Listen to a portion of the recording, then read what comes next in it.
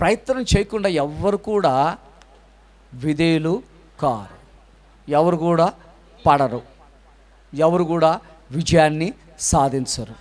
ప్రయత్నం చేస్తూ ఉండడం ద్వారానే విజయాన్ని మనం పొందుకుంటాం. ప్రయత్నం చేయడం ద్వారానే మనం సమాధానం కలిగి ఉండడానికి కూడా అవకాశం ఉంది. దేవునికి స్తోత్రం కలుగుగాక. ప్రయత్నం చేస్తారా సమాధాన పడడానికి? అవునా? ఎంతమంది చేస్తారు సమాధాన పడడానికి? ప్రయత్నం చేయాలి, నేను చెప్పినప్పుడు చేయాలి. ఓకేనా?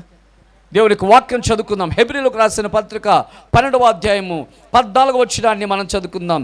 దేవుడు మనకు నేర్పుతున్నది తన ఆత్మ ద్వారా పరిశుద్ధ గ్రంథంలో అనేకమైన విషయాలు ప్రతి పరిస్థితికి, ప్రతి సందర్భంలోనూ, ప్రతి వ్యక్తికి, ప్రతి ఏమంటారు విధానానికి దేవుడు చక్కగా బయలుపరుస్తున్నటువంటి మాటలు మనం చదువుకుందాం. అందరితో సమాధానమును పరిశుద్ధతయు కలిగి యుండుటకు దేవునికి స్తోత్రం. హల్లెలూయా. ఏం చేయాలంట? అందరితో. కోపం వస్తుంది, గొడవ పడతాము, తిట్టుకుంటాము, మరలా ఏం చేయాలి? నిక్కి నిలుగుతారు వాళ్ళు. ఏం చేస్తారు? నేనెందుకు అన్నట్లుగా ఉంటారు. అప్పుడు నువ్వేం చేయాలి? ప్రయత్నం చేయాలి సమాధాన పడడానికి.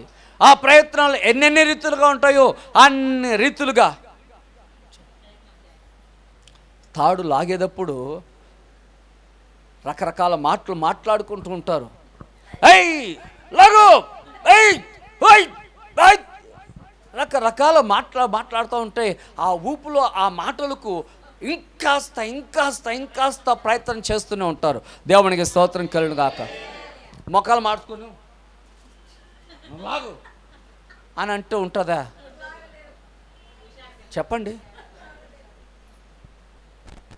ఎలాగుంటుంది? ప్రయత్నం చేసేటువంటి మొక్కలు అలా ఉండవు, ఉత్సీవకరంగా ఉంటాయి. దేవునికి స్తోత్రం కలుగును గాక. ఇక్కడ అంటున్నాడు, అందరితో సమాధానమును పరిశుద్ధతయును కలిగి ఉన్నట్టుకు ప్రయత్నించండి. దేవుడు మన ప్రయత్నమును సఫలపరిచే దేవుడు. దేవునికి స్తోత్రం కలుగుగాక. మన ప్రయత్నమును సంతోషకరంగా మార్చే దేవుడు. మన ప్రయత్నమును ఆశీర్వాదకరంగా మార్చేటువంటి దేవుడు. దేవునికి స్తోత్రం కలుగుగాక. అసలు నువ్వు ప్రయత్నం చేయకపోతే, అందుకే దేవుడు అన్నాడు, నేను నీ కష్టార్జితాన్ని ఆశీర్వదిస్తానన్నాడు. దేవునికి స్తోత్రం కలుగుగాక. ఏం చెప్పినాడు? కష్టార్జితాన్ని ఆశీర్వదిస్తానన్నాడు. దేవుడు నాకు నిజంగా తోడు ఉంటే నేను గమ్మను కూర్చుంటా ఇంట్లో, ఏం పని చేయను, నన్ను పోషించమను. ఒరే పిచ్చి విధవా, చీమ కూడా కష్టపడుతుందిరా బతకడానికి. అవునా? చిన్న చీమ కూడా బ్రతకడానికి కష్టపడుతూ ఉంది. దోమ కూడా బ్రతకడానికి కష్టపడుతూ ఉంది. ఎంతమంది రక్తాన్ని పిండేస్తూ ఉంటుందో, ఎన్ని చోట్ల యాక్సిడెంట్లు తప్పించుకుంటూ ఉంటుందో. అవునా కదా? సురుక్కుమంటే నీటి కొడతావు, అది ఎంత వేగంగా ఎంత చక్కగా ప్రయత్నం చేస్తుందో తప్పించుకోవడానికి. సూర్య చేతులు తప్పించుకోదు, ఖచ్చితంగా బలవుతుంది. నా ప్రియ సహోదర సహోదరు, ప్రయత్నం చేయట్లేదు అది కడుపు నింపుకోవడానికి. ఈనాడు దేవుడు కూడా నువ్వు గమ్మును కూర్చొనైనా నేను పోషిస్తా అన్నాడా? కరువు కాటకాల్లో కూడా పోషించే దేవుడే. దేవునికి స్తోత్రం కలుగుగాక. కరువు కాటకాలలో కూడా పోషించే దేవుడే. దైవజనుని చూశాడు, ఇంకా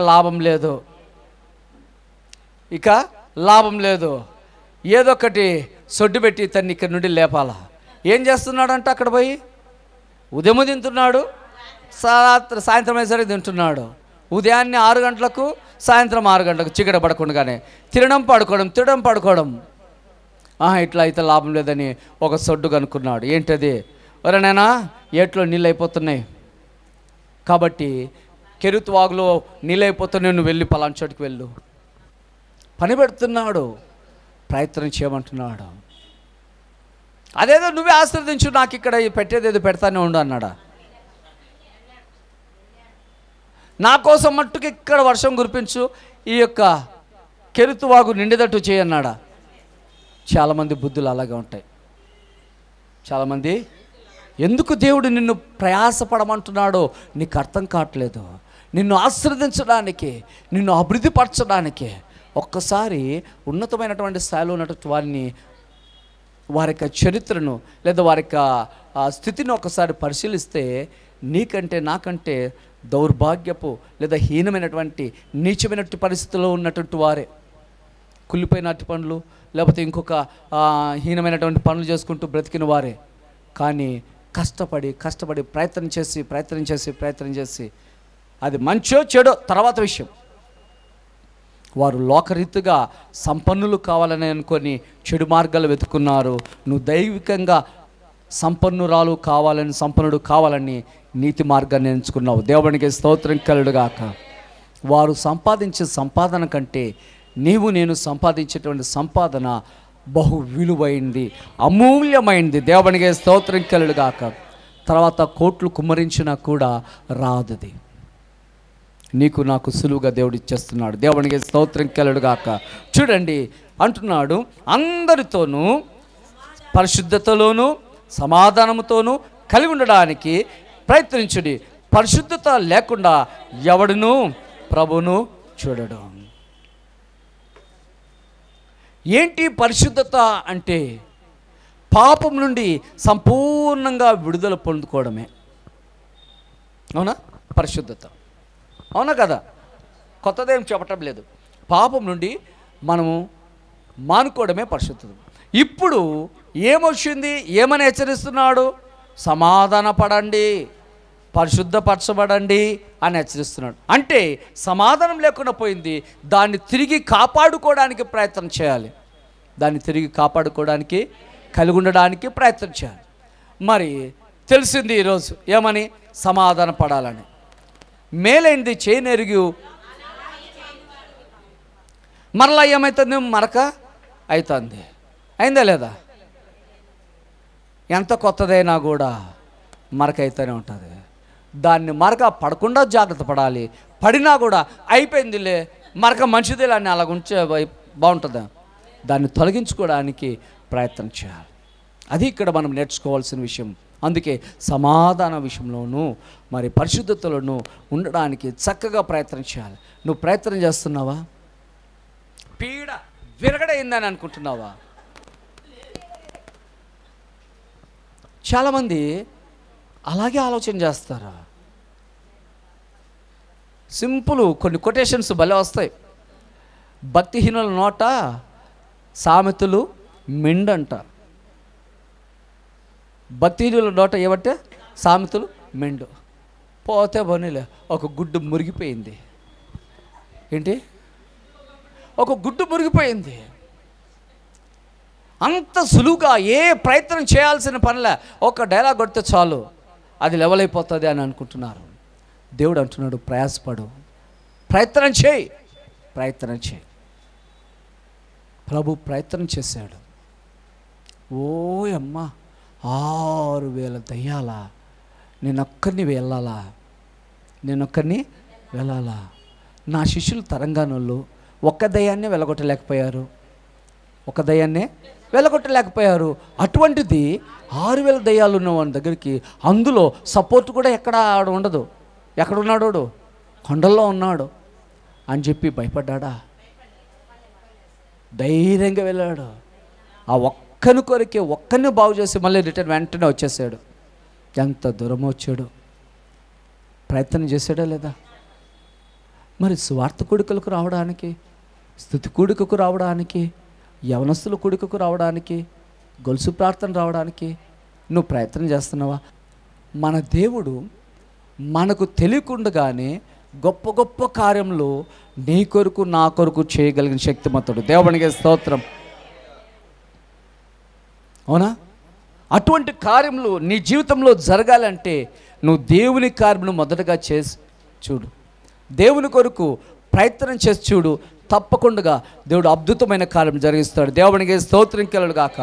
అయితే ఈ ప్రయత్నము ఎలాంటిది అంటే, అటువైపు ఉన్నవారు ప్రయత్నం చేస్తూ ఉంటారు, ఇటువైపు ఉన్న నీవు కూడా ప్రయత్నం చేయాలి. వారి ప్రయత్నము నీ ప్రయత్నానికి ఎంత వ్యత్యాసం ఉండాలి? పోనీ ఎంత వ్యత్యాసం ఉంటుంది? చాలా అల్పమైన, ఇంకా చెప్పాలంటే 2 ఇంచు గ్యాప్. అవునా? రన్నింగ్ రేస్ వస్తూ ఉంటారు. ఇది గీత మీద ఫస్ట్ వచ్చిన వాళ్ళు ఉంటారు, రెండోసారి గీతకి వెనక పక్క ఉంటారు. ఆ 2 ఇంచుల గీత వెనకాల ఉన్నందుకు, ఆ రవ్వంత ప్రయత్నం తక్కువైనందుకు మొదటి బహుమానం ఎవరికి వెళ్ళిపోతుంది? ముందొచ్చిన వారికి వెళ్ళిపోతుంది. అంటే ఇక్కడ ప్రయత్నం చేయలేదా? చేసింది. ఆ ప్రయత్నం సరిపోదు. నువ్వు ఇంతవరకు రావడానికి చేసే ప్రయత్నం సరిపోదు. ఇంకా అధికంగా చేయడానికి నువ్వు ప్రయత్నం చేయాలి. నువ్వు బలం తెచ్చుకోవాలి. ఆ బలముతో ఇంకా అధికంగా తీక్షణమైనటువంటి ప్రయత్నం చేస్తే తప్పకుండా దేవుడు నిన్ను ఆశీర్వదిస్తాడు. దేవునికి స్తోత్రం కలుగుగాక. ఆ ప్రయత్నాలు చేస్తున్నటువంటి సమయంలో పద్ధతిని పాటించడానికి, పరిపూర్ణులుగా మారడానికి, పరిశుద్ధులుగా మారడానికి, క్రమం తప్పకుండా ఉండడానికి నువ్వు చేసే ప్రయత్నము, ఇంతవరకు చేసే ప్రయత్నము సరిపోదు. ఇంతవరకు చేసే ప్రయత్నము సరిపోదు. ఇంకో గొప్ప విషయం తెలుసా? కావలసిగానే ఎవరో వేరే నెంబర్ నుండి ఫోన్ చేశారు. ఎన్ని గంటలకు? 9:05 లేదా 4 ఎవరు వెంటనే పరిశుద్ధాత్ముడు ఎవరు నిన్ను టెస్ట్ చేయడానికి ఫోన్ చేసినట్టుండారు, ఎత్తద్దు అని గమనైపోయినా. ఎందుకు ఈ విషయం చెప్తున్నానంటే, మీ ఫోన్ జోలికి మీ మనసు వెళ్ళకూడదు. వింటున్నారా? మీ ఫోన్ జోలికి మీ మనసు వెళ్ళకూడదు ప్రార్థనలో ఉన్నప్పుడు. అలాగా మీరు జాగ్రత్త పడాలి. ప్రియ సహోదర సహోదరు, చూడండి ఇక్కడ ఎంత ప్రయత్నమో. ఇతరులు ప్రయత్నం చేయకుండా ఉంటారా? ఇతరులు చేసే ప్రయత్నము ఎలాంటిది అంటే, ప్రతి ఒక్కొక్కరు కూడా నిన్ను నాశనం చేయాలనే ప్రయత్నమే చేస్తూ ఉంటారు. అవునా? కానీ నీవు నమ్మినటువంటి దేవుడు నిన్ను ఏ రీతిగా దాని నుండి విడిపించాలని అనుక్షణము కూడా దేవుడు నీ కొరకు నా కొరకు ప్రయత్నం చేస్తూనే ఉంటాడు. దేవునికి స్తోత్రం కలుగుగాక. అర్థమైందా? కొన్ని సందర్భాలలో నీవు ప్రయత్నం చేయని కారణాన్ని బట్టి దేవుడు ప్రయత్నం చేసే ప్రయత్నాలు కూడా విఫలమయ్యే రీతిగా చేసిన వాడు అవుతున్నావు. ఈ మాట బాగా గుర్తుపెట్టుకోండి.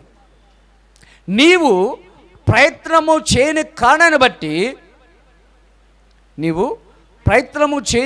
బట్టి దేవుడు నీ విషయంలో ప్రయత్నాలు చేస్తూ విడిపించాలనే ఉద్దేశం కలిగి చేసేటువంటి సందర్భాలలో ఏమైపోతున్నారు? నీ ప్రయత్నము చేయని కారణం బట్టి దేవుడు కూడా సైలెంట్ అయిపోతున్నాడు. చేయాలని అనుకున్నాడు, అరే వానికే ఆశ లేదే, తనకే ఆలోచన లేదే విడిపించబడాలని. నేను విడిపిస్తే మటుకు ఏం ప్రయోజనం ఉంటుంది? దాని విలువ తెలియదని దేవుడు ఆపేస్తాడు. జాగ్రత్త సుమా. దేవుని యొక్క కృపలో మనం ఈ దినాన నీవు అనుకుంటున్నావు, నేను నా తెలివితో నేను విడిపించబడుతున్నాను. కాదు. దేవుడు నీకు గొప్ప విడుదల ప్రకటిస్తూ ఉన్నాడు. దేవునికి స్తోత్రం కలుగుగాక. గొప్ప ప్రయత్నాలన్నీ జరుగుతున్నాయి. పరిశుద్ధ గ్రంథంలో నుండి కొన్ని విషయాలు మనం తెలుసుకున్నట్లయితే, భక్తులైన వారు సమాధానంతో ఉంటారు, పరిశుద్ధత కలిగి ఉంటారు, క్రమాన్ని తప్పకుండా ఉంటారు. దేవునికి స్తోత్రం కలుగుగాక. ఎలా ఉంటారు? పరిశుద్ధతతో. మరి ఈ లక్షణాలు కలిగి క్రమాన్ని విడిచిపెట్టకుండా, పరిశుద్ధత విడిచిపెట్టకుండా, గొడవ పడకుండా, సమాధాన పడుతూ ముందుకు సాగుతూనే ఉంటారు. ఆ సమయంలోనే దేవుడు యేసుక్రీస్తు ప్రభు మనకి ఇచ్చినటువంటి మాటను జ్ఞాపకం చేసుకుంటూ సరిగా నడుచుకుంటూ ఉండాలి. ఏంటి ఆ మాట అంటే, సమాధానము తొలగిపోకూడదు, పరిశుద్ధత తొలగిపోకూడదు, క్రమము తొలగిపోకూడదు. ఈ మూడు తొలగిపోకుండా నువ్వు ప్రయత్నం చేస్తూనే ఉండాలి. నువ్వు ఏ పొరపాటు చేసినా కూడా సమాధానం చెడిపోతుంది, పరిశుద్ధత చెడిపోతుంది, క్రమము చెడిపోతుంది. కాబట్టి ఈ మూడిటికి మొదటగా నువ్వు ప్రాధాన్యత ఇవ్వాలి. మొదట నువ్వు ప్రాధాన్యత, ఈ మూడింటికి ఎప్పుడైతే నువ్వు మొదట ప్రాధాన్యత ఇచ్చి అప్పుడు ప్రయత్నం చేస్తావో ఆ ప్రయత్నములు సఫలమవుతాయి. దేవునికి స్తోత్రం కలుగుగాక. నా ప్రియ సహోదర సహోదరి, అలాగూ చేయడానికి మనము యేసుక్రీస్తు ప్రభు సెలవిచ్చినటువంటి మాటను జ్ఞాపకం చేసుకొని ముందుకు సాగాలి. ఏమని సెలవిచ్చాడు అంటే, పాము వలె కాదు కాదు కాదు పావురం వలె వివేకం కలిగి, పాము వలె కరెక్టేనా? ఏది ముందు చెప్పాడు? పావురాన్ని పరిశుద్ధం కదా, అది ముందు చెప్పలేదే. పాము అంటే ఏంటి? సైతానికి గుర్తు. సైతాన్లో ఉన్నటువంటి ఓ ప్రత్యేకమైనటువంటి లక్షణాన్ని మనము నేర్చుకోవాలన్నాడు. దేని కొరకు? ఈ క్రమము, ఈ పరిశుద్ధత, ఇవి ఏమాత్రం కూడా చెదిరిపోకుండా ఉండడం కొరకు. వివేకం కలిగి. ఎలాగొస్తుంది వివేకం అంటే, ఈ మూడు క్రమంగా పాటిస్తే అదే వివేకం. క్రమం చేస్తూ ఉండు, సమాధానంతోనే ఉండు, పరిశుద్ధంగానే ఉండు. ఈ మూడు ఎప్పుడైతే నువ్వు క్రమంగా చేస్తూ ఉంటావో నీలో ఏముంటుందంటే వివేకం ఉన్నట్లు. ఎటువంటి వివేకం అంటే దేవుడు ఆజ్ఞాపించి చెప్పినటువంటి పాము లాంటి వివేకం.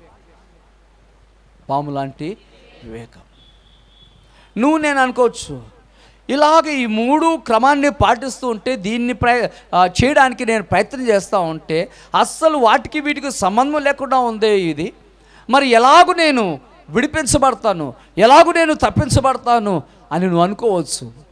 నేను ఇందాక చెప్పాను ఏమనంటే, దేవుడు నీవు చేసేటువంటి ప్రయత్నాన్ని బట్టి తను కూడా నీకు విడుదల విమోచన కలగడానికి ప్రయత్నం చేస్తాడు. దేవునికి స్తోత్రం కలుగుగా. ఆ అవకాశాన్ని దేవునికి ఇవ్వాలి. ఎలాగ ఇస్తావు నువ్వు అంటే, నువ్వు చేసే ప్రయత్నమే. ఏంటి నువ్వు చేయాల్సిన ప్రయత్నము? ఇంతవరకు అనుసరిస్తున్నటువంటి మూడింటిని విడిచిపెట్టకుండా చేస్తుండడమే. పరిశుద్ధతను వదలకూడదు, సమాధానము వదిలిపెట్టకూడదు. దానియేలు అనే భక్తుడు ఉన్నాడు. ఎవరు? దానియేలు అనే భక్తుడు. ఈ దానియేలు అనేటువంటి భక్తుడు యథావిధిగా రోజు ప్రార్థన చేసుకుంటున్నాడు. అటువంటి పరిస్థితులలో ఒక శాసనము బయలువెళ్ళింది. అది ఏంటంటే, రాజుగారు ఏర్పాటు చేసినట్టు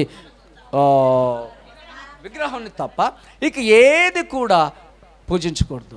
మరి అటువంటి పరిస్థితులలో రాజుగారికి తప్ప ఏ విషయాన్ని ఎక్కడ కూడా వినిపించుకోకూడదు. ఇటువంటి పరిస్థితులు వచ్చినప్పుడు ఏం చేయాలి అంటే, వేరే చోట వేరే వారికి విన్నవించుకోవడం అంటే ప్రార్థన చేయకూడదు. ఒకవేళ అలా చేస్తే ఎక్కడ పడతారు? సింహాల బోన్లో పడవేయడం జరుగుతుంది. ఎప్పుడైతే అలాగా ఆజ్ఞాపించడం జరిగిందో వెంటనే దానియేలు ఏం చేశాడు తెలుసా? ఆ శాస్త్రాన్ని ఏర్పాటు చేసినటువంటి రాజును తిట్టుకోలేదు, ఆ శాస్త్రం ఏర్పాటు చేయడానికి కుయుక్తిగా సలహా ఇచ్చినటువంటి వారిని తిట్టుకోలేదు. అవునా? ఎంతమంది హిందూపూర్లో హింసలు జరుగుతున్నాయి కదా, హింసించినట్టు వారిని నశింపచేయండి అని ఎంతమంది ప్రార్థన చేస్తున్నారు? హింసించేటట్టు వారిని ప్రభా నువ్వు హింసించేసాయి అని ప్రార్థన చేయకూడదు. హింసించిన వారు కూడా రక్షణతో నింపబడ్డానికి దేవునికి స్తోత్రం కల, అది మనం తెలివిగా ప్రార్థన చేయాలి. నా ప్రియ సహోదర సహోదరు, వెంటనే దానియేలుకు వచ్చినటువంటి విషయం ఏంటంటే, యథావిధిగా వారితో గొడవపడలేదు. నా మీద ఇట్లా కసిగట్టి చేస్తున్నానని సమాధానంగా ఉన్నాడు. తన పరిశుద్ధత దేవునితో ఉన్నటువంటి ఆ ఐక్యతను ఏమాత్రం కూడా తొలగిపోలేదు. క్రమము కూడా యథావిధిగా బైబిల్లో సమయం ఎక్కువ లేదు, చూస్తే క్రమంగా చేస్తూనే ఉన్నాడు, క్రమంగా చేస్తూనే ఉన్నాడు. కిటికీలు తీసుకొచ్చి జైల్లో వేశారు, క్షమించండి, సింహాల బోన్లో వేశారు. సింహాల బోన్లో వేసినప్పుడు ఏం జరిగిందో తెలుసా? ఏ సింహము కూడా, పిల్ల సింహం కానీ, ఆడసింహం కానీ, మగసింహం కానీ, లీడర్ సింహం కానీ, ఏ సింహం కూడా దానియేలు విషయంలో స్పందన లేదు. సైలెంట్గానే చక్కగా చూస్తూ ఉండిపోయాయి. నువ్వేనాయనా దేవుణ్ణి రోజు ప్రార్థన చేసేది, క్రమం తప్పకుండా ప్రార్థన చేసేది, చక్కని జ్ఞానం కలిగి ఉండేది నువ్వేనా? అలాగా ఆ సింహాలన్నీ కూడా ఏం చేస్తున్నాయి తెలుసా? ఒక చిన్న క్లిప్పింగ్ వచ్చింది. ఏంటి అది అని చూస్తే సింహము ఏం చేస్తూ ఉంది? ఆకులు తింటూ ఉంది. ఏం తింటూ ఉంది? కింద కొటేషన్ ఏంటంటే శ్రావణ మాసం ప్రారంభం. నాకు ఫస్ట్ అర్థం కాలే, నీసు తినకూడదు అని సింహం కూడా చేస్తుంది అని. ప్రియమైన సహోదర సహోదరి, కళ్ళ ముందు కనబడుతున్నవే చక్కగా కనబడుతున్నాయి. మరి దేవుని బిడ్డల విషయంలో దేవుడు చేయకుండా ఉంటాడా? తన కొరకు ప్రయాసపడేటువంటి వారి విషయంలో, తన కొరకు ప్రయత్నం చేసేటువంటి వారి విషయంలో దేవుడు విడిపిస్తే విడిపించనే, లేకపోతే లేదు అన్నట్లుగా ధైర్యంగా తన క్రమాన్ని తప్పకూడదు, తన పరిశుద్ధతను తప్పిపోకూడదు, తన సమాధానాన్ని తప్పిపోకూడదు అనే ఉద్దేశం చేత చేస్తూ వచ్చాడు. తద్వారా దేవుడు అద్భుతమైనటువంటి రీతిగా ఏం చేశాడంటే విడిపించాడు. దేవునికి స్తోత్రం కలుగుగాక. అవునో కాదో ఒకసారి మనం చదువుకున్న దానియేలు గ్రంథము 6వ అధ్యాయం 14వ వచనం. దానియేలు గ్రంథం 6వ అధ్యాయం 14వ వచనాన్ని రాజు ఈ మాట విని వ్యాకులపడి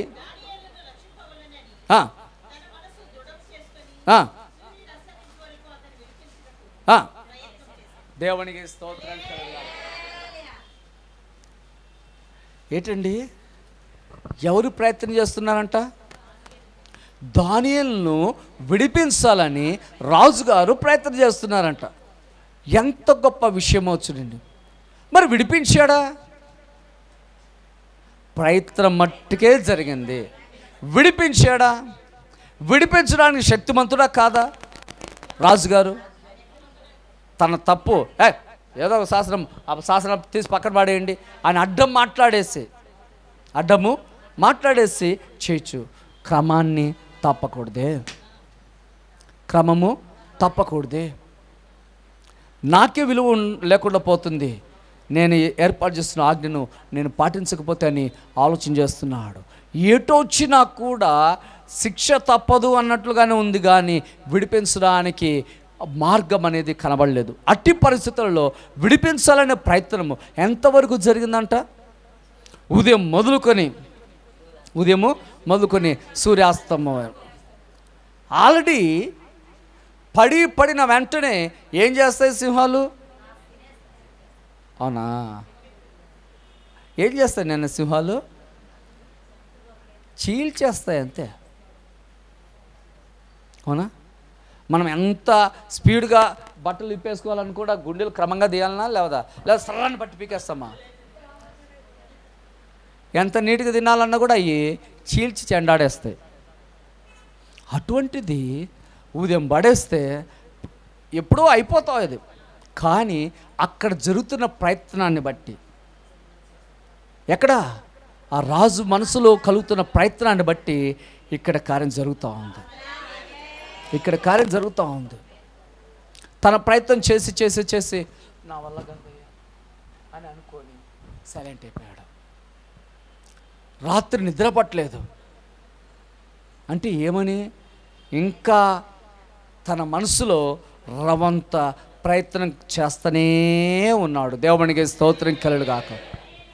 నువ్వు నిజంగా ప్రయత్నం చేస్తే, చేయాలనే మనసు ఉంటే ఆటోమేటిక్గా ఆలోచనిస్తాడు, ఆటోమేటిక్గా దేవుడు కార్యం చేస్తాడు.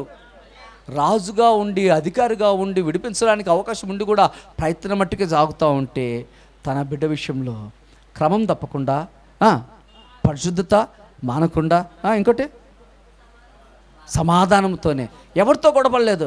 చూస్తారా మీ అంతు, నేను వచ్చినాక చూస్తా, అట్లా తిరుగుతూ ఉన్నాడా? సైలెంట్గా ఉన్నాడు. ఆ బోన్లో కూడా అంటే సింహాల బోన్లో కూడా ఎలాగున్నాడు తెలుసా? ప్రార్థనాపూర్వకంగానే ఉన్నాడు. అందును బట్టి దేవుడు విడిపించాడు. దేవునికి రాజుగారు ఎప్పుడు వచ్చారు? అయిపోయిందని గమ్మున పడుకొని అయిపోయిందని టిఫిన్ చేసి ఉదయాన్నే లేదు ఏం చేస్తున్నాడో తెలుసా? ఇంకా ప్రయత్నంతోనే ఆ ప్రయత్నానికి తగిన ప్రతిఫలం వచ్చిందా లేదా అని తెల్లవారుగానే బోన్ దగ్గరికి వచ్చాడంట. వచ్చి దుఃఖస్వరంతో, దానియేలు, జీవం కలిగి దేవుడు నిన్ను రక్షించనా? దేవునికి స్తోత్రం కలుగుగాక. నా శాయశక్తులో నేను ప్రయత్నం చేశాను, ఆ ప్రయత్నానికి తగిన ప్రతిఫలము దక్కిందా లేదా? మీరు దేవుని సిద్ధంలో గడపడానికి, ప్రతి కొడుకులో పాల్గొనడానికి ప్రయత్నం జరుగుతుందా? చెప్పండి. ప్రయత్నం చేస్తే లోకంలో చెప్పే డైలాగ్ కరెక్ట్గా స్పష్టంగా చెప్తావే, మనసు ఉంటే మార్గం ఉండదని. ఈ డైలాగ్ ఎందుకు చెప్పలేవు? నువ్వెందుకు ఈ డైలాగ్ చెప్పలేవు? చెప్పాలా? నువ్వు చేసే ప్రయత్నం అన్నింటిలో యెహోవా నీకు తోడుగా ఉంటాడు. దేవునికి స్తోత్రం కలుగుగాక. అవునా? చూడండి ఎంత చక్కగా దానియేలును విడిపించాడో. 6:14 చదవమ్మా. చదివేశారు కదా. ఎప్పుడైతే విడుదల పొందుకున్నాడో అద్భుతమైన రీతిగా అక్రమంగా పెట్టేశారే, దుర్మార్గంగా పెట్టేశారా, వారికి నీతి లేదు, సమాధానం లేదు, ఒక క్రమం అంటూ లేదు. నీతి లేదు, సమాధానం లేదు, క్రమము లేదు. దాన్ని బట్టి దేవుడు వాళ్ళందరినీ వారితో పాటు వాళ్ళకి ఏకీపించారే, వాళ్ళను కూడా సింహాల బొండ్లు వేశారు. అయిపోయారు. వారు ప్రయాసపడ్డారు. దేని కొరకు? ఒక్కరిని అంతమొందించడం కొరకు ఎంతమంది ప్రయాసపడ్డారో. ఆ ఒక్కడు ఎందుకు తప్పించబడ్డాడు? దేవుని నామ బట్టి. ఈ 3 చెప్పాలి.